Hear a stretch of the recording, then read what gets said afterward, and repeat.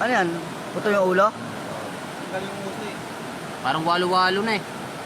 Wala na ulo, no? Mas buhay pa. Parang walo-walo. Ganda ng kulay, oh. Problema, wala lang siyang ulo. Mahaba siguro niya pag lumaki, no? Oo, kasi maliit na, mahaba na eh. Ano bang ahas to? Ahas. Ahas lang. Ahas ilog. Ganda, oh. Iba itsura nyo, kaso wala na ulo. Mamamatay na rin to. Yung nasugat na rin siya. Klaseng ahas kaya to?